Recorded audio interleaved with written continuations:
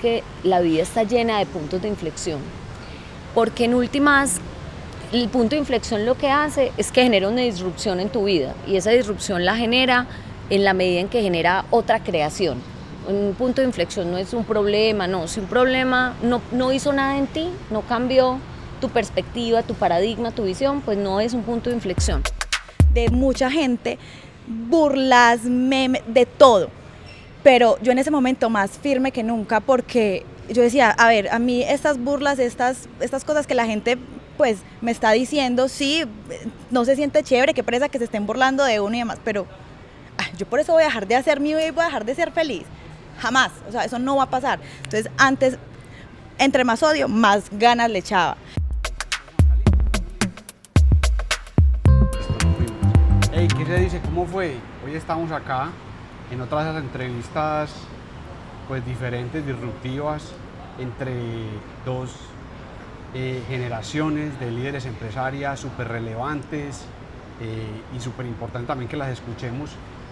Y un poco el objetivo de este podcast, de estas entrevistas, siempre ha sido el de inspirar y no el de descrestar. Y a uno lo descresta el que tiene un supercargo, el que tiene muchísimos seguidores, el que tiene un gran carro, o el que tiene un avión, o el que tiene mucho poder, pero ese no lo inspira, porque no lo inspira el que lo lleva a cambiar hábitos y el que le abre el alma. Y hoy vinimos a esta entrevista, a este podcast, a abrir el alma. Entonces es un gusto, es un honor estar con Claudia, la rectora de AFIT, una persona yo creo que disruptiva en lo que está haciendo. En AFIT se nota un poco su cambio, en su tipo de liderazgo, este cambio de liderazgo diferente.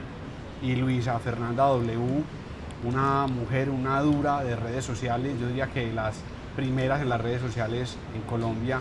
Entonces, qué honor y qué alegría estar con ustedes hoy en este podcast.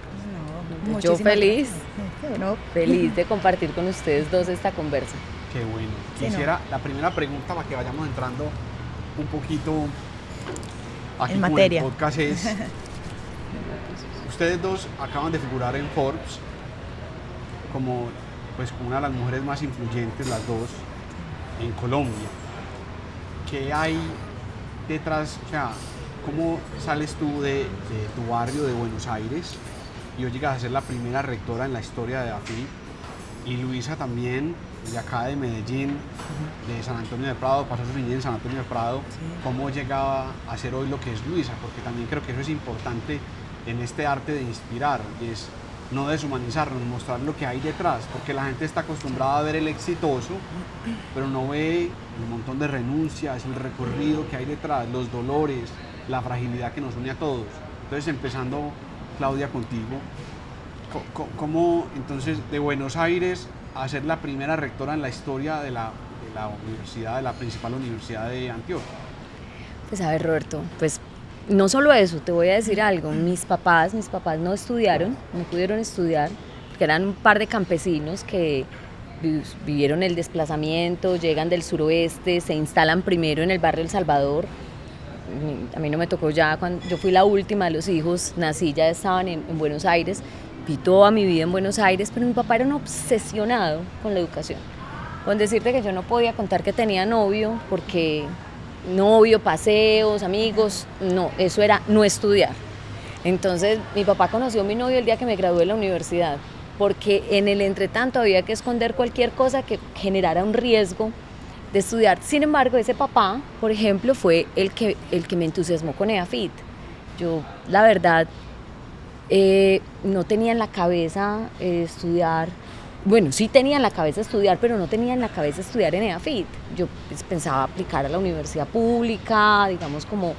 Pero mi papá en su obsesión decía, no, pues todo lo que sea estudio, todo en estudio es posible.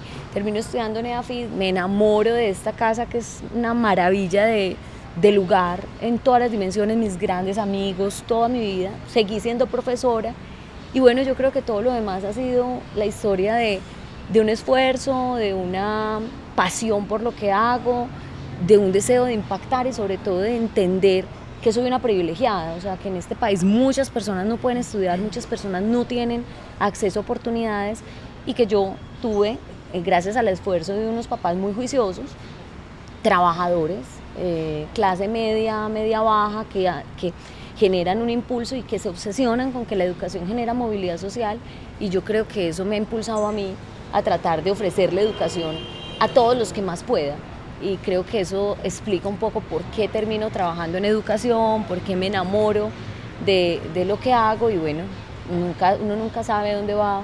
Qué buena historia. ¿Dónde va a terminar? Lu, tú, pues yo creo que Luisa fue una de las primeras en monetizar en Latinoamérica las redes sociales, una empresaria de las redes sociales. Además hoy pues tiene su propia empresa, tiene Diva, tiene El Rancho, que es el año pasado, rectora, El Rancho fue el restaurante con más venta de licor y carne en Colombia. En Colombia. O sea, más de 200 empleados, más de 200 colaboradores. Sí, más de 200 colaboradores. Cuéntanos un poco esa historia que hay detrás de Luisa. Luisa.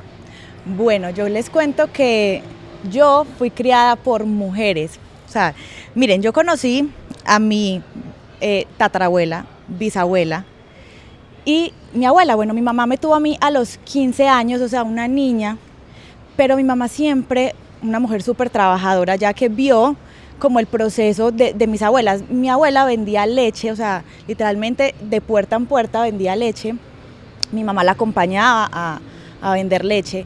Mi bisabuela, costurera, o sea, mejor dicho, yo recuerdo que cuando tenía como 5, 7 años así, yo veía X o Y novela. Por ejemplo, me encantaba una que se llama La Usurpadora, y yo veía los vestidos de Paola Bracho y yo se los mostraba a mi abuelita. Y yo, ¿quién? Me hacía el bendito vestido tal cual como se lo veía a la de la novela.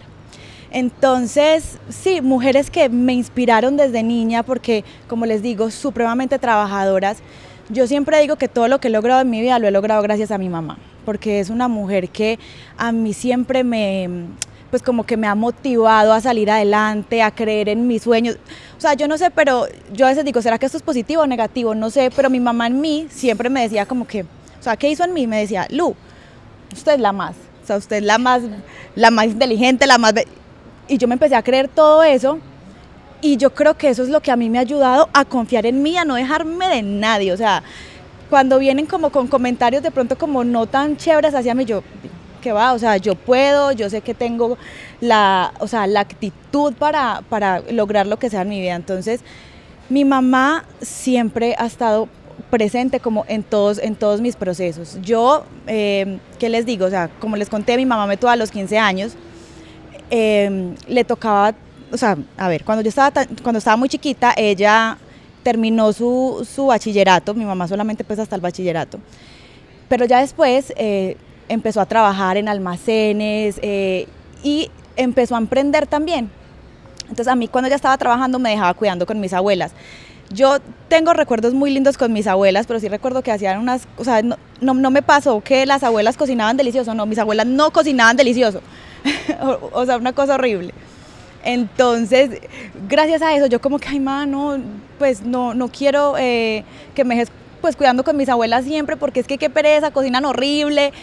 Y gracias a eso yo como que desperté un amor como por la cocina. Empezaste a cocinar. Sí, pero pues ya mucho después, pero a lo que voy es que, sí, no sé, como que esa crianza con mis abuelas, con mi mamá, no sé, tuve muchos episodios en los que me inspiraron a muchas cosas que hoy día he construido. O sea, hablando de la buena comida, amaba comer bueno, con mis abuelas no comía bueno, y pues ya ahorita que tuve la oportunidad de encontrar un equipo de trabajo maravilloso, personas en mi camino que me han sumado muchísimo, pues lo acabas de decir, ya tenemos un restaurante gracias al amor de amar la buena comida.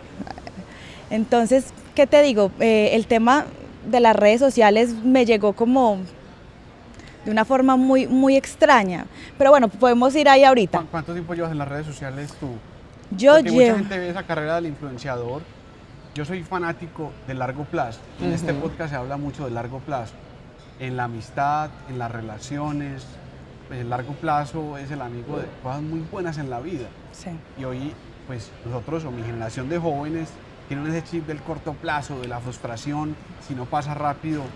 Y también tienen ese chip de creer que una persona como Luisa, la influenciadora más grande de Colombia, pues que eso fue en 2 años y ya Sí, se volvió no. famosa. ¿Cuánto llevas tú en las redes sociales? Bueno, o sea, como contando el día cero que yo creé redes sociales, por ahí unos, ¿qué? 13 años más o menos. 13 años. Sí. Pero desde que Luisa Fernanda W se empezó a volver popular en redes sociales, yo creo que como del 2013 para acá, como que desde el 2013 para acá me empecé a tomar esto completamente en serio. O sea, yo veía creadores de contenido en otros países y me parecía muy chévere lo que hacían. Creo que, pues, una de las cosas que más me llamaba la atención era, bueno, pero es que aquí se puede hacer de todo, ¿cómo es la cosa? Yo empecé a ver contenido de maquillaje, también influenciadores que hacían sketch de humor, entonces me identifiqué mucho con el humor, porque dentro de mí tengo como un humorcito negro por ahí que a veces se me sale, y no se me sale tanto en las redes sociales, sino más como cuando estoy con la gente pues de confianza. Entonces empecé haciendo contenido de humor y me encantaba, entonces creo que fue algo disruptivo porque en ese momento pues en redes sociales simplemente la gente creaba un perfil y ya. En cambio yo cuando Instagram, por ejemplo, que fue como en la red social en donde yo me empecé a volver más popular, Instagram saca la actualización de que puedes subir videos y yo recuerdo que subí un video como de esos que duraban 15 segundos. Fue un video súper tonto, pero ese video se volvió súper viral, o sea, y a raíz de eso la gente me empezaba a pedir más videos. Fue como que, ay, Lu. ¿Cuántas views tuvo ese video, Luis? Realmente no lo recuerdo porque ahí tampoco se podían ver los views, de hecho. Claro. Sí, pero yo sí, como en el transcurso de cómo Luisa Fernanda empezó a crecer en redes sociales, ¿qué les puedo contar? Bueno, les dije que empecé como en el 2013, ya como para el 2014, 2015, yo veía que las redes sociales estaban teniendo una evolución muy impresionante y yo dije, yo quiero aprender más de esto. Y me fui para Los Ángeles a unas convenciones de redes sociales, en donde las mismas redes sociales hacían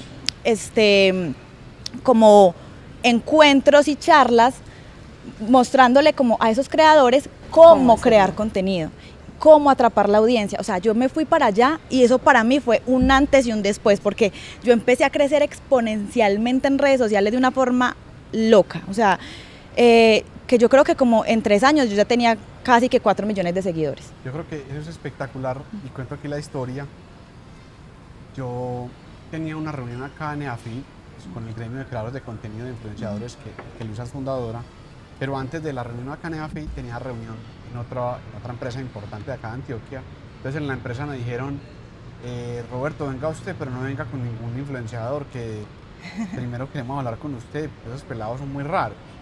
Pero cuando dije que venía para AFI, que venía a reunir con Claudia fue lo contrario, me dijo, no, que vengan todos, que vengan, que yo creo en eso, creo que eso es relevante, creo que es importante. Entonces me pareció como, o sea, el contraste en media hora de una persona que me dice, pues, que es de una institución tradicional de acá de Antioquia, pero que me dice, oiga, no, pues, venga usted primero que quiere conversar a ver qué es lo que pasa, a la apertura tuya con los creadores de contenido. Acá estuvimos en EAFI, nos sentamos, tomamos café, el uno pidió cerveza, el otro vino, y tú con esa apertura y esa capacidad también de abrir tu corazón y decir, o sea, yo sé que esto es una industria importante, aquí estoy con la alma abierta, ¿qué vamos a hacer? Me llama mucho la atención eso y te agradezco mucho. No, mira, lo que pasa es que primero mira la riqueza, o sea, estamos hablando, una de las cosas más bellas que tenemos nosotros en el aprendizaje es también entender que el aprendizaje se construye en la interacción. O sea, realmente el aula, la universidad, todo es una maravilla de excusa, pero el aprendizaje son interacciones, son conversaciones. Detrás de un influencer, con la disciplina, con el juicio, lo que hay es empresarios. Hay empresarios que han adquirido un ritmo, un orden para hacer sus cosas, que tienen unas formas de leer el mundo y de anticiparse, algo que además a nosotros en la educación nos está faltando muchísimo hoy en día. Y es que esta es una industria que está cambiando, como el sector, el educativo. Los estudiantes y los jóvenes y está aprendiendo de una manera distinta. Entonces, para mí, mantener esa conversación activa, poder escuchar a Luisa, pero escucharte a ti, escuchar a los influencers de alguna manera, entender qué está pasando, qué es lo que nuestros estudiantes están viendo, aprendiendo, cómo aprenden, en dónde, porque además a nosotros como universidad también nos interesa eso, ver cómo podemos contribuir a que esta industria sea una industria mucho más consolidada y también tenga un espacio mucho más abierto de construcción conjunta. Y en ese sentido, pues no solo además esa reunión estuvo fantástica, nos reímos mucho, aprendí cantidades porque hay unas historias muy potentes.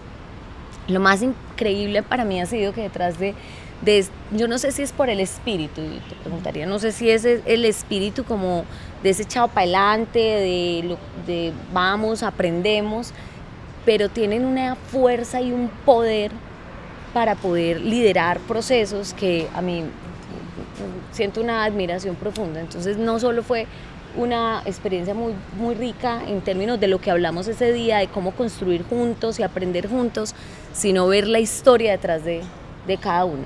Claro. Y hablando de ese tema de los influenciadores, yo he descubierto que una gran parte de su éxito es que abren el alma en las redes sociales, que la gente se siente también identificado con esa cotidianidad, con sus problemas, con sus dificultades. Total. Yo siempre menciono que un punto de inflexión en mi vida fue, pues, yo creo que he tenido dos grandes. Mi primo, que salió de AFID, porque literal le ayudaron muchísimo. Mi primo quedó cuadrapléjico, le iban a robar en un barrio acá en Medellín que se llama La Mota y le dieron un tiro en el cuello, C4, C5 fue la lesión, pues quedó cuadrapléjico, pero aquí en AFID dijeron, no, él tiene que seguir estudiando. Entonces pusieron rampas, le hicieron clases en los primeros pisos. Mi primo se graduó de ingeniería mecánica en esta universidad porque ustedes facilitaron absolutamente todo. Y otro punto de inflexión fue, que lo cuento mucho, que mi mamá estuvo en coma más de 3 meses. ¿Cuál ha sido ese punto de inflexión en la vida de ustedes? ¿Qué hay detrás de esas mujeres en Forbes, exitosas, líderes, berracas, que abren camino? Yo creo mucho en esa canción que dice, caminante no hay camino, se hace camino al andar. Y esa es la vida de ustedes dos, no es otra. Literal, esa es la vida de ustedes dos. ¿Cuál fue ese punto de inflexión en la vida de Luisa y de Claudia que marcó un después y un antes en lo que hoy son? Si quieres, A pues, ver. te cedo la palabra. Yo estoy pensando que he tenido tantos. No, yo he tenido muchos, exacto. Si tú me preguntas, creo que mi vida, bueno, yo estoy mucho mayor que Luisa, acabo de cumplir 48 años. Estás muy joven, ¿no? Y claramente lo que sí te puedo decir es que la vida está llena de puntos de inflexión. Porque en últimas, el punto de inflexión lo que hace es que genera una disrupción en tu vida. Y esa disrupción la genera en la medida en que genera otra creación. Un punto de inflexión no es un problema, no. Si un problema no hizo nada en ti, no cambió tu perspectiva, tu paradigma, tu visión, pues no es un punto de inflexión. En mi caso, yo te voy a decir, por ejemplo, para mí un punto de inflexión relevante fue la muerte. Yo tuve un periodo de 7 años en los cuales falleció mi esposo, falleció de una enfermedad, y viví la enfermedad y su muerte. A mi papá lo matan, fallecen 2 de mis grandes amigas, una de mis grandes maestras, y es un periodo, yo tenía 35 años en ese momento y nunca había vivido la muerte antes de eso, nunca había vivido la muerte, o sea, no la había tenido cerca, y además a uno no le enseñan sobre la muerte, es muy curioso, es lo único certero que tenemos, todos nos vamos a morir. Pero es lo único para lo que no estamos, no se habla de eso, es un tema como vetado. Entonces se hizo una maestra inmensa en mi vida. Ese, por ejemplo, fue un momento muy relevante. Y otro fue, por ejemplo, la caída del edificio Space. Yo no sé si ustedes recuerdan que hubo un momento, Ay, claro. yo acababa de enviudar a los 3 meses, trabajaba en ese momento en la alcaldía, era vicealcaldesa de educación, y el alcalde se tuvo que ir, y yo quedé alcaldesa encargada por unas de esas circunstancias que uno no sabe, y me toca evacuar el edificio y me toca la caída del edificio al día siguiente. Y eso fue, detrás de eso, el acompañamiento. Yo creo que fue un punto de inflexión, sobre todo porque me di cuenta que en el momento que más necesitaba mi fuerza fue el poder de las mujeres, el poder de lo femenino, el que me ayudó. Yo creo que esos puntos de inflexión, particularmente fue como ayudarme a saber que el liderazgo compasivo, prudente, amoroso, era relevante. Entonces yo siento que viendo muchos espacios quedaría como con esas dos, la muerte y ese evento de Space, que fue tan determinante para mí en entender que había una manera distinta de abordar los problemas y que la compasión era la mejor de las compañeras para poder liderar. Yo he ido aprendiendo un poco sobre eso, inclusive me estoy leyendo un libro que se lo recomiendo, se llama El poder oculto de la amabilidad, porque uno tiene esos referentes de esos liderazgos fuertes, berracos y demás, y entonces arranca uno a descubrir que la amabilidad y el cariño tienen más fuerza que el misil más grande, son más poderosos hasta el mejor argumento. A mí me encantan los números, o sea, yo soy una cabeza de indicadores, y hay veces que le doy indicadores a las personas y las personas no les importan los indicadores, pero la amabilidad tiene más fuerza que el mejor argumento, que el mejor raciocinio. Pero en medio de la circunstancia, de ese punto de inflexión, quería preguntarte ahí también, Lu, que de pronto un par de esos puntos de inflexión que te hayan marcado la vida. Tú lo que estabas ahorita contando, el tema de la muerte, para mí también, mi expareja murió, y murió de una manera muy triste, por una bala perdida. Y yo siento que eso para mí sí fue un antes y un después. ¿En qué sentido? Aparte de enfrentarte a que una persona hoy está y mañana no, eso es un choque muy fuerte. También superar la manera en cómo fue, uno se hace muchas preguntas, pero ¿por qué a él? O sea, ¿me entiendes?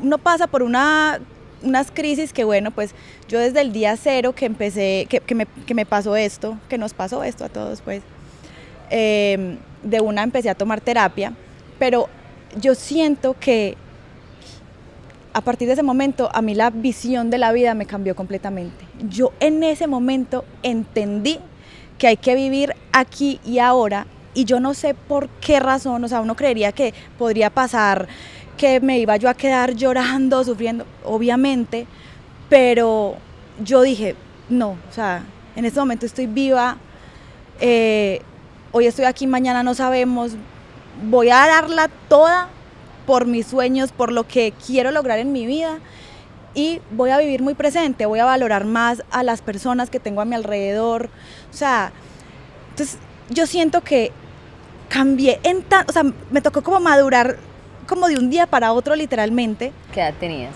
Que como por ahí 25 años creo, eso fue hace 4 años, 5 años, sí tenía como 24, 25 años. Y bueno, realmente fue muy fuerte para mí, pero sí fue un motor también como para ponerme pilas y vivir mi vida con toda.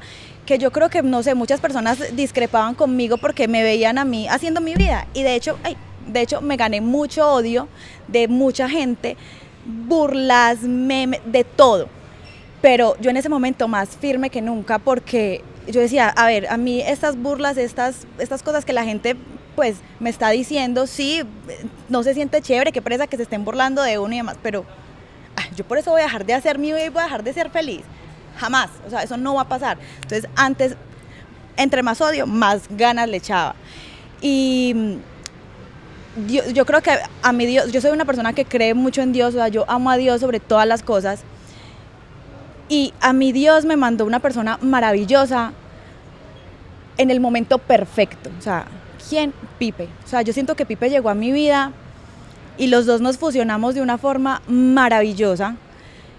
Entonces, yo estaba pasando en ese momento por el momento más duro de mi vida, pero llega él y me muestra como otra forma de ver la vida también. Y, o sea, yo creo que entonces esos dos momentos, la muerte de mi expareja y Pipe llegar a mi vida, fueron las dos cosas que hoy día, aparte de todo, como de todo lo que he vivido, pero eso fue como el detonante para yo hoy estar logrando lo que estoy logrando, no solamente como persona, sino como empresaria. Y porque es que tengo las pilas puestas, o sea, es como que, fue pucha, esta vida es solo una, yo tengo que hacer todo por cumplir esos propósitos, o sea, que no va a ser fácil, que esto es un camino arduo, pero oigan, voy por el todo, sin miedo, al éxito. Qué belleza. Eso me recuerda mucho una poesía de Borges que me gusta mucho y que además en esta época a veces que parece una época de tantas tormentas en el mundo, tan caótica, como en donde hay casi como una difusión masiva de desesperanza. Yo muchas veces digo a la gente, yo acabo de tener mi primera bebé, María Paz, Y yo le digo, es el mejor momento para estar vivos. O sea, Claro. yo que me soñaba en el Renacimiento recitando discursos y con una espada en la mano, y me toca esta época, estoy muy feliz. Estamos en la mejor época Claro. y en el mejor momento para estar vivos, pero también vivir con esa intensidad. Sí. Y me recuerda la poesía de Borges también, como muy conscientes también de que la vida solamente es una y que de hecho ya somos el olvido que seremos. Sí. Ya estamos de paso en esta vida y hay que vivirla con mucha intensidad Claro. y también en ese objetivo de inspirar. Leí algún día que en el lecho de muerte la gente no se va a acordar ni del carro que uno tuvo, No. ni de que fue la mujer Forbes, sino ve, esta persona tuvo un detalle conmigo de humanidad, Claro. de calidez, en este momento de dificultad, en esta tormenta, esta persona tocó mi vida. Pero hablando de eso de Luisa, de tu amor por Dios, tenemos una amiga en común que es vecina mía, una amiga tuya, Leslie. Ah, sí, Me señor. recuerdo, Divina, una de entonces, mis Leslie- grandes amigas, también es afitense. Bueno, De Leslie mi época. me contaba de ese viaje de ustedes A la India. y coincide ahí también, yo creo que en una conversación que tuve con Luisa, estábamos almorzando, entonces Luisa me dijo, hubo algo que a mí me tocó mucho el alma y fue que estuvo en un retiro de lazos de amor mariano. Sí, sí, sí. Y que tú también estuviste, pues te fuiste a un retiro de yoga a la India. Cuéntenos un poco sobre, pues, contarnos a todos, a toda la audiencia, un poco sobre ese momento de la vida en donde tú decides irte para un retiro de yoga a la India o vivir esa Brutal. aventura espiritual, Eso está muy ¿cierto? top. Y sobre tu retiro en lazos de amor mariano. Claro. Sería muy chévere un poquito. Pues lo primero es que yo soy una buscadora espiritual. Yo creo, es más, y soy muy ecléctica, porque creo en todas las religiones, en todas las manifestaciones de Dios. Yo me formé como católica, en un colegio católico inclusive, pero digamos, y estudio filosofía, yo soy filósofa, yo estudié filosofía después de Sí. estudiar negocios, y uno de los temas que más me gusta es la filosofía de las religiones, pero sobre todo porque me encanta la búsqueda espiritual, la pregunta del hombre y de la mujer por ese más allá, esa trascendencia, qué hay, qué sentido tiene, y he sido una buscadora absoluta. Y eso me ha llevado por muchos pasos. Yo de hecho trato al año de tener 1 o 2 retiros de silencio en el año. En el 2010 me fui para la India. Yo soy practicante de yoga, me fui a hacer el curso de instructora de yoga en la India, en un pueblo divino en el sur de la India que es Madurai, que es un pueblo de templos, de religiones. Toda una belleza, pero la verdad, voy a decir algo muy particular, y eso es una búsqueda que nunca cesa. Porque al llegar yo me acuerdo que algunos amigos me preguntaban como, bueno, ¿y qué pasó? Pues más o menos te iluminaste. Y yo, no, pues no, hice yoga, aprendí mucho, pues eso no, iluminarse no es una cosa que pase de un momento a otro. Y ahora que tú decías lo de la vida, cuando mi esposo estaba enfermo, como él tuvo un fallecimiento después de 2 años de enfermedad, yo me acuerdo unas semanas antes del fallecer, porque la enfermedad es una gran maestra, sentado él en la mesa y me decía, hombre, ¿qué tan teso esto, Claudia? Yo le dije, ¿qué te parece teso? Y me dice, me parece súper teso que no me sirve de nada tener plata, no me sirve de nada todo lo que tengo, haber sido exitoso, ni siquiera me sirve que me amen, que tengo unos hijos y una mujer y que me ame, porque a la hora de la verdad para morirme no necesito sino estar conmigo mismo. Y qué cosa tan difícil. Y ahí te voy a decir, ahí está la búsqueda espiritual, que en últimas todos nos vamos a enfrentar a la muerte solo con la única cajita de herramientas que vamos a tener, y es nuestra fuerza espiritual. Entonces ahí es la búsqueda, y yo creo que India, retiros, Mariano, lo que uno encuentre que le dé la fortaleza, te lo puse al nivel extremo pues del que se va a ir, pero que nos dé la fortaleza para el día a día, para vivir eso que tú dices, esa sacarla ya toda. No, o sea, ¿qué les cuento? Realmente por crianza también, pues vengo de una familia católica, yo no me podría definir como que soy católica, no sé, porque como tú lo dijiste, yo creo que todas las religiones tienen algo de razón, o todas están hablando hasta del mismo ser. Para mí, no sé, yo sí siento que Dios existe. Yo he tenido experiencias con Dios muy cerca. Yo a Dios lo he sentido en mi vida y lo siento todos los días, pero si me habla, cuando tú dices te iluminaste, yo no sé, para mí sí me pasó algo iluminado. Y es que, bueno, yo me fui para ese retiro, para Lazos de Amor Mariano, porque mi mamá estaba insistiendo que me fuera para el retiro, yo, ay, qué pereza, pero bueno, me fui y fue lo mejor que me pudo haber pasado. Yo creo que también eso marcó mi vida, eso también fue un antes y un después, porque yo llegué como livianita, como valorando muchas cosas de mi vida, en fin. Pero ¿qué pasa? Yo cuando entro en oración, que por ejemplo, yo a veces me pongo a pensar, ¿o será que me relajo tanto y eso es como hacer yoga o qué? Pero una vez como que, bueno, una vez no, y me ha pasado varias veces, que entro en oración y me concentro tanto con mi ser, con mi sentimiento, y para mí hablar con Dios es una conversación normal, como cuando converso con cualquier amigo o amiga. Recuerdo mucho una vez que yo estaba orando así, pero con toda, cierro yo los ojos y de verdad, o sea, como que empiezo a sentir como un calor como a mi alrededor. Yo no sé, pero yo siento que en ese momento yo sentí la presencia de Dios y el Espíritu Santo en mí. O sea, fue un momento tan íntimo que yo tenía los ojos cerrados y me daba miedo abrirlos. O sea, era como que, ay, Dios mío, si abro los ojos, ¿será que te veo? De pronto veo. Pero fue un momento muy bonito y realmente no sé, cuando tengo esas conversaciones con Dios es como si Él me respondiera todo el tiempo. Yo no sé si será pues como lo llamarán unos, la ley de la atracción, el poder de lo que sea. Como les digo, para mí es Dios. Y en esas conversaciones yo, no sé, le digo, ay Dios, ¿será que me conviene hacer esto? Si es para mí, deja que fluya. De repente, Él a mí me da respuestas inmediatas, o sea, es una cosa increíble. Entonces, no sé, o sea, para mí realmente Dios sí existe y Él siempre, en todos los procesos de mi vida, está ahí acompañándome y así lo siento. O sea, yo hasta me lo imagino, o sea, es una vaina loca, pero sí, pues esa es como mi creencia. Que es una cosa también muy particular que desde el liderazgo se muestre. Hace poco leía un libro de un psiquiatra y decía que a uno a veces la educación formal pues lo prepara para la vida profesional, pero que hoy en día, pues que son temas también, digamos, muy álgidos. La segunda causa de muerte, según la Organización Mundial de la Salud, entre un grupo etario de jóvenes entre los 17 y los 28 años, pues es el suicidio.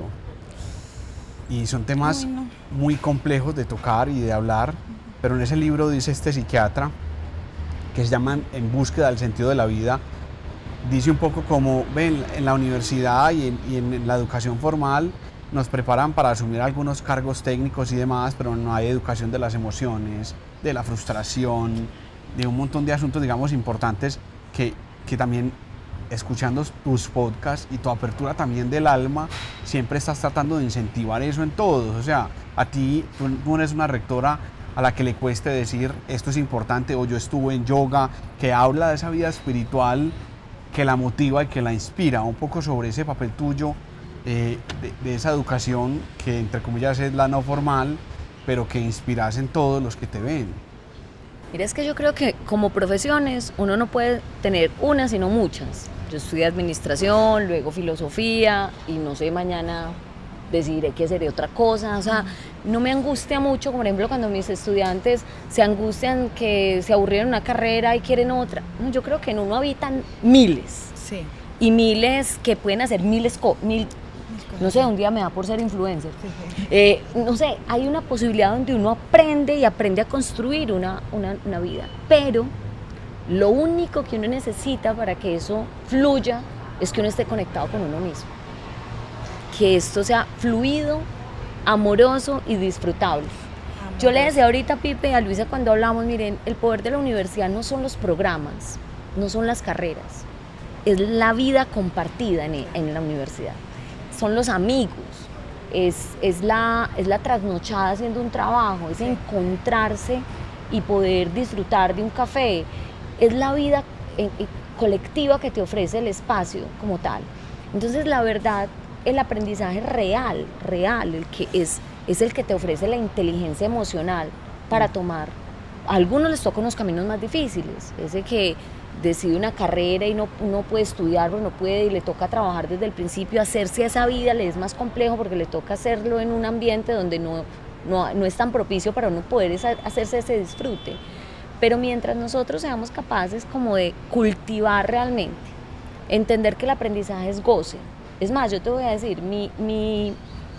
hablando de redes sociales, mi arroba es Escole. Escole, yo te conocía así siempre. Yo, toma, vamos para donde Escole. Y te voy a decir, Escole es una palabra griega que significa, es el origen de la palabra escuela, pero para los griegos la escuela era el lugar donde se pasaba el tiempo libre, el ocio. Era el lugar del ocio, porque para los griegos estudiar era el ocio. Era, imagínate, todos estos hippies, Sócrates, Platón, todos bacaneados, conversando sobre el universo, haciéndose preguntas. Eso es. Entonces, para mí lo más relevante es que se conserve. Es más, conservo siempre el Escole para que a mí no se me olvide que el aprendizaje tiene que ser rico, que tiene que ser gozado, que tiene que ser disfrutadito, que nuestros estudiantes tienen, o sea, si el aprendizaje genera dolor, genera sufrimiento, genera mortificación, no conduce a ningún camino. ¿Y cómo llevarías eso ahí con el maestro Estanislao Zuleta, con su elogio a la dificultad? Estanislao Zuleta, un escritor del Valle, tiene un texto que se llama El elogio a la dificultad, que es un texto muy corto, hermoso. Divino, pero te voy a decir algo, es que el disfrute no es lo fácil. Ah, bueno. Porque es que no es la vida fácil, porque ninguno de nosotros está aquí porque haya sido fácil. Sí. Ni lo que Luisa cuenta de 13 años, de trabajo, lo fácil no. Claro. Aquello que es fácil no es tan disfrutable.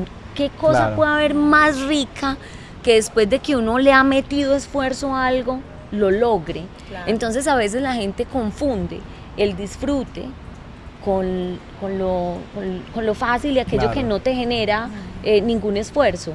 No, en cambio, Estanislao cuando hace el elogio a la dificultad, que además me encanta, es simplemente un llamado a que todos tengamos la capacidad de hacer el esfuerzo para lograr aquello que nos estamos soñando. Claro. Y que todo no se nos ponga como, yo no sé si a nosotras se nos hubiera puesto todo tan fácil en la vida, estaríamos haciendo lo que estamos haciendo ahora. De alguna manera es que se nos hizo difícil, es que hemos tenido que romper barreras.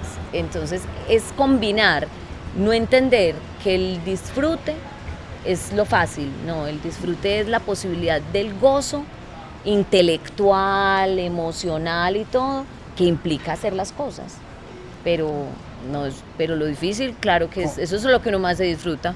Como yo sé que Luisa goza cuando yo recito poesía, y además que a ti te gusta mucho la poesía, a mí en algún momento de mi vida me tocó mucho una poesía de Miguel de Unamuno, que Miguel era pues un filósofo español, uno de los grandes, y hablaba mucho sobre sus desiertos espirituales en la vida, sobre esos desiertos.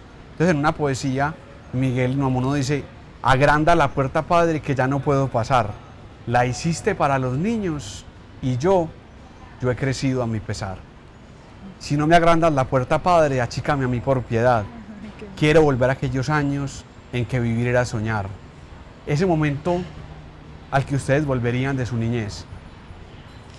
Está muy difícil la pregunta, ¿ok? Una niñez espectacular, yo volvería a todos, o sea, de verdad.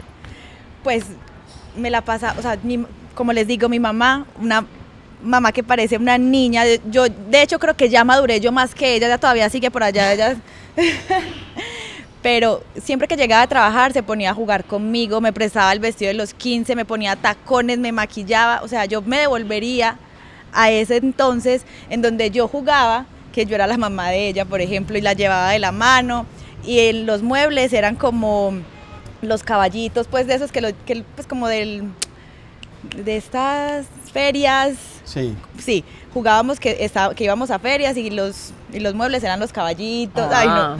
O sea, yo creo que me devolvería. El carrusel. Esa era la palabra, carrusel. Carrusel. Me devolvería como a esas épocas. Doctora. Yo me devolvería antes de los 7 años, porque los 7 años fueron muy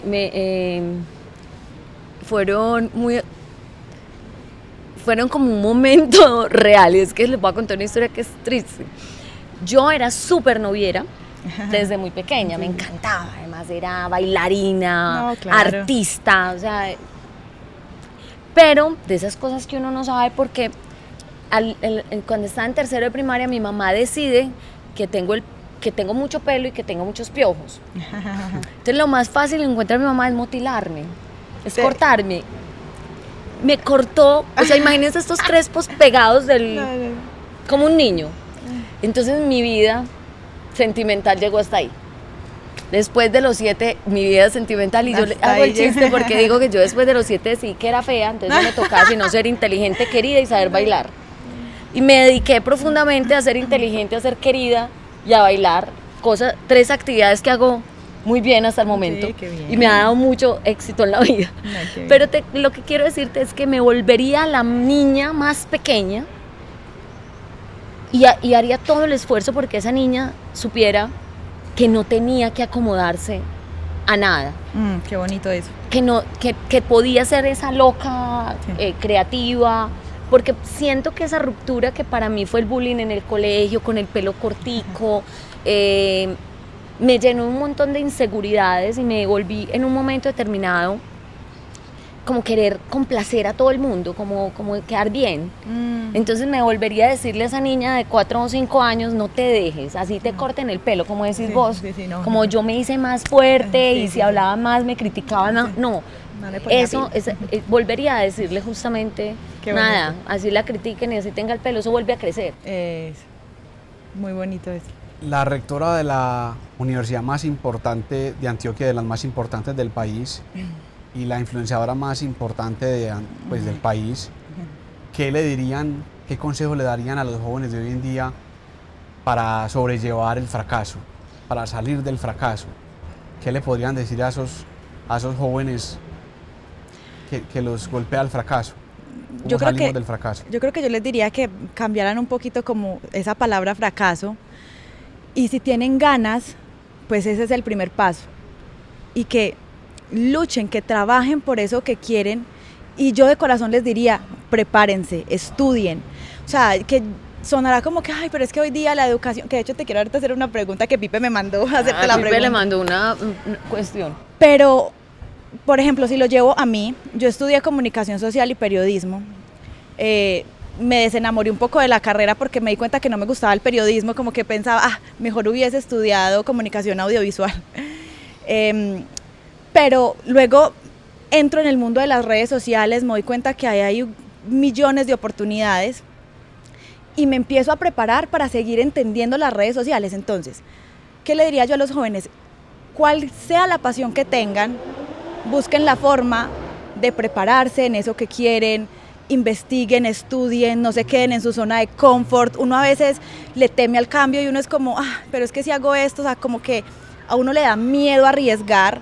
Entonces yo les diría que no, que crean en esa visión, que confíen en esa visión y no les dé miedo arriesgar, que lo hagan, que trabajen por ello, que se pongan una disciplina, que si quieren ser grandes en la vida, tienen que ponerse disciplina. Hablando del estudio, ¿te hubiera gustado estudiar en esta universidad? Sí, claro. Claro que sí. Claro que sí. Yo estudié en la Uniminuto, también amo la Uniminuto, sí, bellos. También la amo, pero claro, ¿quién no quisiera estudiar en EAFIT? Yo que les diría que fracasar es normal. Miren, ustedes no se han dado cuenta que cuando uno está pequeño y se cae, sí, uno inmediatamente, párese, levántese, como si no hubiera pasado nada, pero uno a la vez siente una vergüenza inmensa, como no me pasó nada. Y todavía uno se cae y le da vergüenza. Y eso genera casi que un sesgo en tu cerebro y en tu ánimo, de que es que caerse está mal porque los demás te están viendo y se van a burlar o porque fallaste. Pero lo cierto es que lo normal es fracasar. O sea, uno no es que no tenga, que todo le salió, que todos son éxitos. No, has perdido un montón de veces, obvio. Te has equivocado un montón de veces, has tenido un trabajo en el cual no has resonado, has tenido un proyecto que no te ha salido bien, y poderlo hacer, ser resiliente ante eso. Yo, por ejemplo, le tengo uno de los valores de la universidad, la excelencia, lo amo, que me encanta, pues uno tiene que ser excelente, toda universidad tiene que ser excelente. Pero a mí el único miedo que me da con esa palabra, y se le digo mucho a mi equipo, es ojo que no confundan excelencia con que no se pueden equivocar. Ajá. Porque los estudiantes de esta universidad tienen que saber que no se tienen que equivocar, porque no hay emprendedor que no se haya equivocado, que no se haya quebrado una vez, porque no hay ninguna persona puede vivir sin eso. Ahora, lo que dice Luis es cierto, la capacidad, lo anormal no es fracasar, lo anormal, la maestría está en levantarse y haber aprendido. Yo ya sé que por aquí no lo hago. Sí. Me voy a equivocar otra vez, pero que me equivoque en otras cosas, no en las mismas. O sea, que me equivoque, me equivoque distinto en otras cosas. Entonces, lo primero es como que lo entiendan como parte natural. El error es algo propio de la vida. Sí.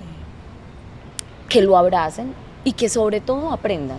No repitan las mismas. Cáiganse un montón de veces, pero como en otras partes. Eso. No como en la misma. Porque si uno se queda como en la misma, uno dice, hombre, no, en serio, pues, amiga, no más. No, ya sabemos por qué la rectora, o sea, eso que acabas de decir, de hecho, me pareció muy bonito y me llegó, porque sí, yo siento que en el proceso de mi vida, de yo intentar emprender, me he caído muchas veces y en este preciso momento estoy viviendo como una etapa en la que, bueno, emprendí con un restaurante, tengo una marca de maquillaje, me pasan todos los días tantas cosas dentro de esto, cometo tantos errores en como, pucha, es que esta campaña la hubiese hecho así, o sea, y anteriormente en otros emprendimientos que intenté, o sea, no me funcionaron, o sea, fue como que yo me sentía, eso, ¿será que esto no es para mí? Me lo empezaba a cuestionar mucho, como, es que no estoy siendo capaz, pero ya después como que sentaba cabeza y decía, no, pues esto es lo que yo sueño, voy a seguir adelante, y ya me caí, pero como lo acabas de decir, me levanto. Luisa, ¿cuál es la pregunta que te mandó Pipe? Sí, la pregunta que me mandó Pipe es acerca de la educación. Muchas personas se quejan hoy día de la educación tradicional. O sea, ¿qué opinas tú de la educación tradicional y esta gente que está como en pro a que la educación debería ser diferente, basada más en los talentos o virtudes que tengan las personas? ¿Cómo ves esto? O sea, ¿qué opinión tienes acerca de estos temas? Sin duda la educación tiene que ser diferente. Lo que pasa es que esta es una estructura que es muy compleja de transformar, porque esto es una estructura... Mira, lo importante de la educación no es... Lo que hay detrás de la educación es la capacidad de aprendizaje. Lo que no debe cambiar es la capacidad de aprendizaje. Esa es la que es propia del ser humano. Claro. O sea, nos hace humanos. Lo que nos hace humanos es que aprendemos y que somos capaces de enseñarle a otros. Un perro, por más humanizado que nosotros lo tengamos y lo amemos, no es capaz de transferirle al otro. Y si llega y tiene un bebecito, el bebecito no, el puppy no va a nacer con información adicional. El ser humano aprende, esa capacidad es por siempre. La educación es la tecnología que se creó para desarrollar nuestra capacidad de aprendizaje, pero esa tecnología varía en el tiempo. Claro. La que hoy nosotros tenemos instalada es una tecnología de la Edad Media y de otro siglo, basada en unos programas de una manera, estandarizados de una manera, las normas te dicen que tiene que ser así. Eso que ustedes llaman la educación tradicional es eso. Y claramente eso está cambiando. La inteligencia artificial nos lo está cambiando, las búsquedas de los jóvenes están cambiando, porque ya ellos quieren, y con toda la razón, yo también quisiera algo más parecido a un Spotify, donde yo tengo mi playlist y yo quiero aprender de esto, que tener que conseguir una cosa estructurada, pero ese cambio nos va a tomar tiempo. Claro. Porque esto es una estructura de siglos construyéndose. O sea, hágase de cuenta que usted está cogiendo la organización más fuerte, estructurada. Entonces, por ejemplo, ¿cuál es mi gran discusión? El Ministerio de Educación nos dice que para aprobar un programa se demora 3 años. Las universidades estamos en rankings y tenemos que estar rankeadas, y entonces nos piden que tengamos ciertos requisitos. Entonces, hazte de cuenta que ahí tienes el mundo cambiando, abriéndose, y aquí tienes una barrera del mundo viejo. Claro. Es como, entonces eso se va a demorar un poco. Por ejemplo, cuando me dicen los nativos digitales, yo digo, todavía no hay verdaderos nativos digitales. Totalmente. Porque los nativos digitales todavía han tenido profesores que no han sido nativos digitales, papás que no han sido nativos digitales, están en universidades que no han sido nativas digitales. Entonces todavía tú no te vas a sentir eso. ¿Cuál es mi invitación? Hackeémoslo. Hagamos las disrupciones que podamos. Yo hago las disrupciones que puedo, a veces no son tantas, a veces quisiera poder ser más. Ojalá pudiera mañana decidir que no tengo que ir a pedir permisos de 3 años para abrir un programa, o que puedo armar un programa más modular, que ellos puedan coger de comunicaciones unas clases, de psicología otras. Tengo más limitantes, pero mi invitación en general es: no dejen de creer en la capacidad de aprender. Esa es lo más humano que tenemos. Pero tratemos de transformar la educación. Pero tampoco pidamos que vaya a ser como de un momento a otro. Claro. Nos toca ir, yo Eso sueño, al menos mi sueño es contribuir un poquito Claro, sí, eso en lo está que súper. pueda.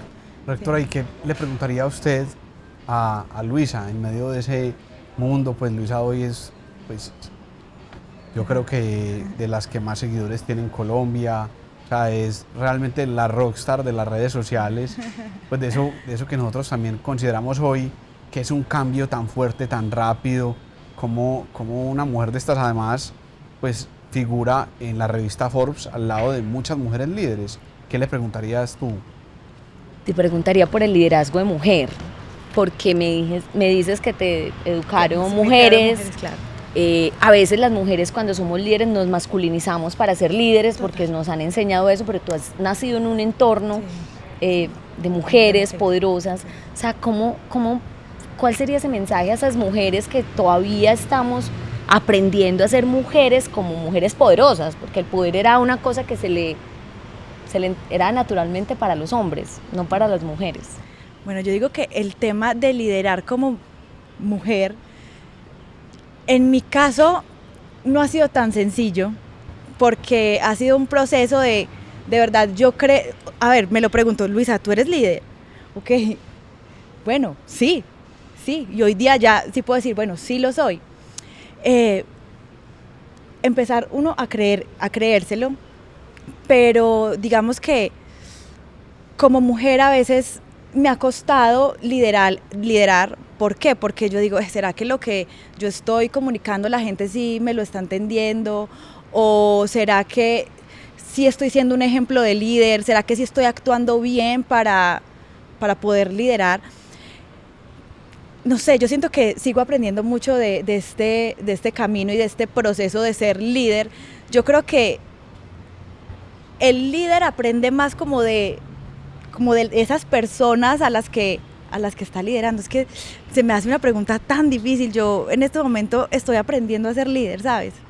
Entonces voy como en ese proceso. ¿Tú cuántos, entre Diva y El Rancho y todas tus empresas, cuántas personas lideras o cuántos colaboradores tienes? Bueno, en total con todos los emprendimientos que tengo, aproximadamente 400 personas. 400 familias. Sí, 400 familias. Y en medio de eso también preguntarles a estas dos mujeres líderes sobre esa frase de todos somos empresa. Hoy hay una estigmatización sobre el empresario, pues se cree que el empresario o que es un señor por allá lejano, por allá, y digamos que mi teoría, pues que la repito en muchos lugares, ha sido pues la señora que tiene un negocio en Villatina Naranjuez de uñas y de ese negocio vive su familia, inclusive su hija viene a FIT, es una empresaria, el que tiene un carro de perros, el que tiene un taxi, o sea, todos somos empresa. Y ahí como que se ha clasificado eso. En Colombia el 94% de las empresas son microempresas.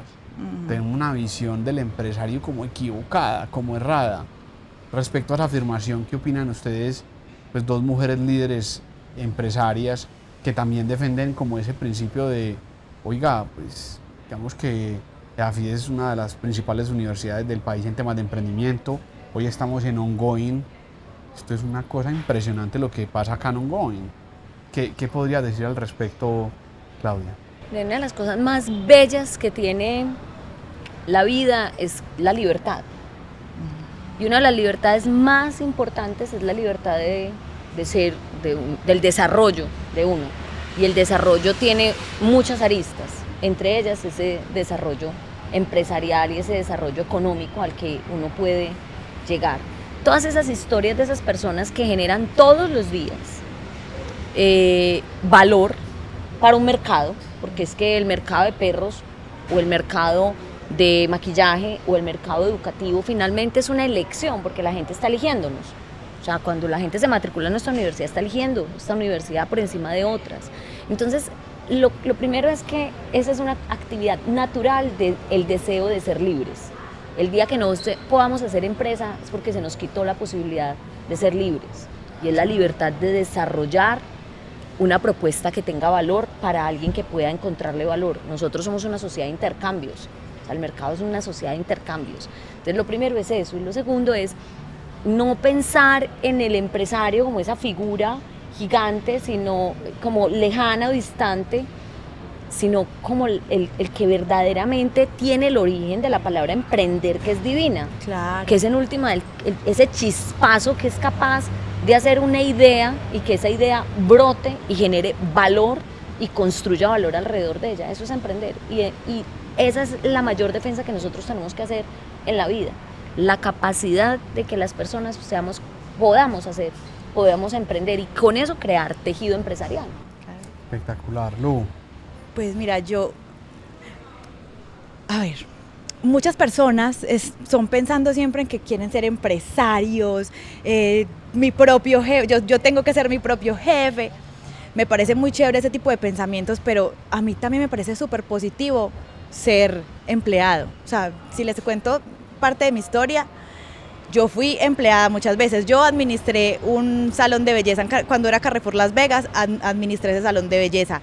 Yo repartí volantes, o sea, y en medio de esos trabajos trabajé también en almacenes. O sea, en temporada de diciembre, Luisa trabajaba en almacenes. Y para mí eso era el inicio de mis emprendimientos. O sea, para mí dentro de mis emprendimientos estaba ser empleada. Y por medio de mi empleo, pues ver cómo ahorraba para, no sé, comprarme una cámara porque quería hacer X o Y videos de cierta manera. Entonces, sí, es muy bonito soñar, es muy bonito pensar que sí podemos ser los empresarios grandísimos, pero no saltarnos los pasos. Y, qué bien ser empleado. Y aparte que yo, una de las cosas que les digo, de hecho ayer tuve una reunión con todo el equipo de trabajo de Rancho, y una de las cosas que yo les decía, miren, hagan el trabajo bien, pero háganlo por ustedes, ni siquiera por sus jefes, no, sino por su crecimiento personal, por ustedes ver hasta dónde pueden llegar, ponerse ustedes retos a sí mismos y no hacer el trabajo mediocre. O sea, los mediocres no llegan a ningún lado. O sea, pónganse la 10 y hagan un buen trabajo por ustedes. Excelente. Entonces, Yo la amo porque al fin y al cabo es eso, es la mentalidad, no es ser empleado, no. Uno como empleado, pues muchas veces lo hace. Es con qué mentalidad lo haces. exactamente. Si esa mentalidad es la mentalidad del que emprende, el que tiene ideas, es una capacidad inmensa. Inclusive, hace poco hice una entrevista y me llamó un montón la atención que aquí está el personaje que nos dice a todos ñatos que es el dueño de un restaurante que llama Calienticos y Deliciosos, imagínate. Tiene 92 empleados, salió de Castilla y fue de los primeros en Colombia que a veces ese tema de innovación que le puso a los buñuelos Nutella, Arequipa y demás. Entonces me decía, yo le dije, tiene su principal restaurante en el barrio Colombia, creo. Y me decía, no, Robert, es que yo, por ejemplo, yo tengo 7 restaurantes y a los administradores siempre les doy los hago socios míos. Entonces les doy el 10%, el 15%, porque esto es de todos. Y 92 empleados. Entonces hay un montón de negocios y de soñadores que están ahí echando para adelante, que vienen de todos los rincones, de todos los lugares, que también me parece muy importante, y es el objetivo de este podcast, es también decirle a los jóvenes, como en el fondo, pues nosotros somos los capitanes de nuestro barco. Tal cual. Yo creo mucho en mi Dios, pero también a nivel ya humano digo, pues en medio de tantas dificultades, nosotros somos nuestros propios redentores. Y para ir finalizando, hicimos nosotros, digamos que abrimos las preguntas al público en las redes sociales, y hay un par de preguntas que les quisiera hacer. Yo creo que una pregunta a la rectora y una pregunta a Luisa. Entonces, a la rectora, se ve que fue como yo empecé aquí en EAFIT Administración y luego me cambié para Ciencias Políticas. ¿Tú o la Yo. Ah, okay. Entonces, pero se ve que tuvo algo. ¿Qué le pasó algo parecido? Que cómo se enfrenta la deserción. O sea, hoy tenemos muchos jóvenes, pues a mí me pasó que se cambian 3 o 4 veces de carrera. Pues, y además que eso es un sacrificio también económico. Yo me acuerdo que para cambiarme fue por mi mamá. Mi mamá me decía, termina la carrera. Y yo puse a mi mamá, que es mi mejor abogada, a interceder ahí. Y terminé cambiándome de carrera de Ciencias Políticas acá en EAFIT. Pero yo digo, hay 2 cosas. La primera es que las universidades nos tenemos que diseñar para que los estudiantes puedan fluir entre carreras más fácil y no pierdan tanto tiempo. ¿Por qué? Porque seamos sinceros, uno a los 17 años no sabe qué quiere. Sí. Pues, o sea, yo entré aquí a los 16 años, yo empecé a estudiar administración y a los 5 semestres dije, gas, ¿qué es esto? quiero estudiar comunicación social. Obviamente tenía un papá muy bravo y mi papá me iba a contestar, termine de estudiar que luego cuando tenga plata paga la que quiere. Lo que pasó después. Pero lo primero es que hay cosas que diseñar en eso. En el entretanto, hoy nuestra mayor dificultad en deserción no es esa, es mucho la salud mental, es mucho la salud emocional.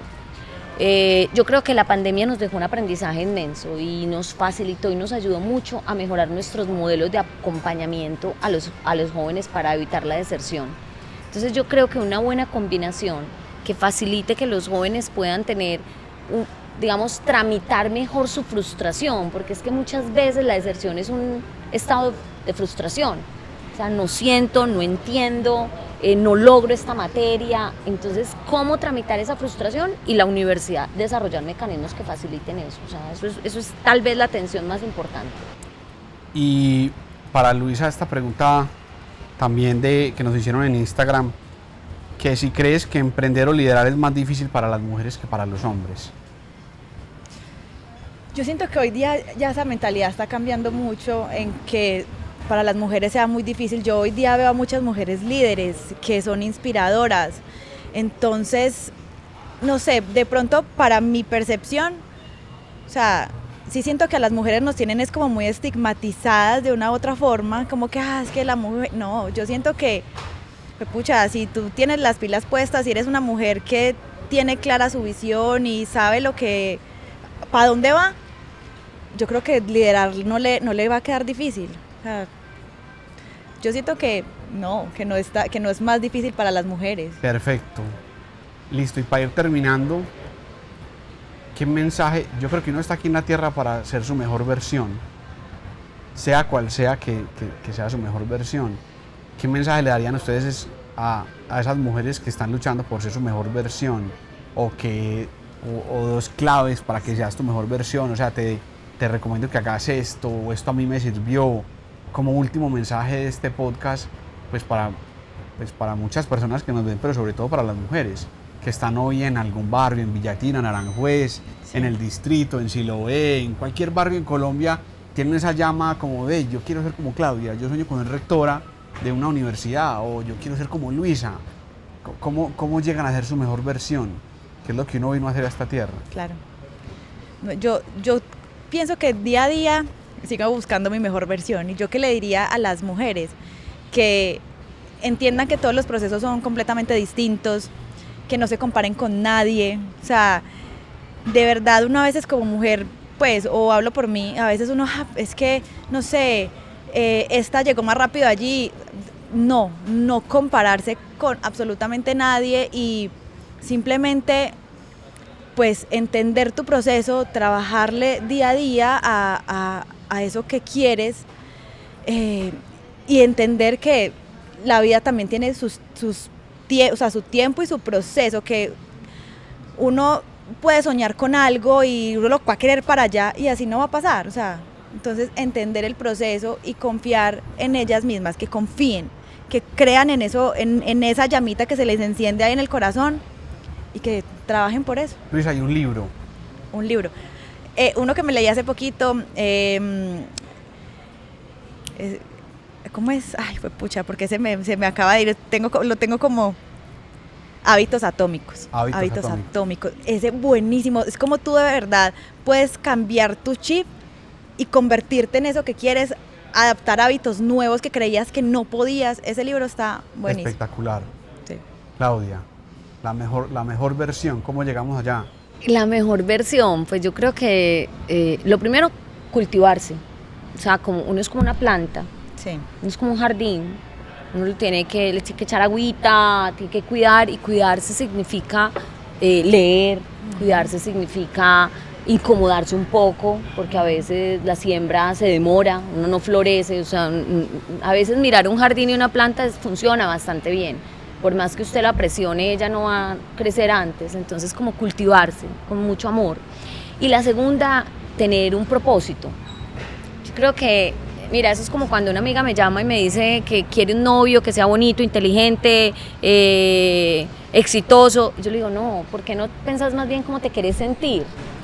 Muy Y bien. luego cuando vos sepas cómo te querés sentir, te va a llegar en un paquete que vos no sabes cuál va a ser. Claro. Eso mismo pasa en la vida. Yo nunca me imaginé ser rectora de AFIT. No tengo ni siquiera, ¿y de aquí qué querés ser? No. Sabía cómo me quería sentir y sabía que había un propósito que para mí era transformar la vida de muchos, que puede ser aquí o en otro lugar. Entonces es tener un motorcito que lo haga uno moverse, pero que el motor no sea como quiero tener un restaurante como lo tiene Luisa, no, porque ahí estás metida en el sueño de otro, vos no sabes Claro. si a ti te va a salir así. ¿Qué es lo que tú quieres? ¿Quieres generar bienestar? ¿Quieres aprender? ¿Quieres qué? Y que eso nos guíe. Y un libro. Ay, no son tantos. A mí, 3 libros, pues. no, primero, literatura. Yo creo que uno debe leerse siempre, tener libros. Uno de literatura, que en este momento me estoy leyendo, Esther, de Sandor Maray, precioso. El mejor libro siempre es el que uno esté leyendo en ese momento. Sí. Otro en el que uno está estudiando, como dice por ejemplo de hábitos atómicos, es muy chévere para uno estudiar, porque no es solo leérselo, sino que uno se lo estudie. Y otro que le cultive como el alma, como que uno diga poesía, por ejemplo. Entonces yo siempre tengo como los libros que me cojan, la literatura alimenta la imaginación, los que uno estudia, la filosofía, por ejemplo, te alimentan un poquito la razón, y la poesía te alimenta el alma como el espíritu. Entonces ahí coges una buena combinación para cultivarse. Bueno, muchas gracias por estar acá, gracias por prestarnos este espacio. Ay, gracias a ti. Ongoing. Yo creo que qué lugar tan especial. Ojalá pudiéramos grabar mucho más acá. Seguro que sí. Gracias a todo el equipo que nos acompaña hoy. Síganos en todas las redes sociales. Y bueno, vamos acabando. Un abrazo a todos. Abrazo. Chao. Chao.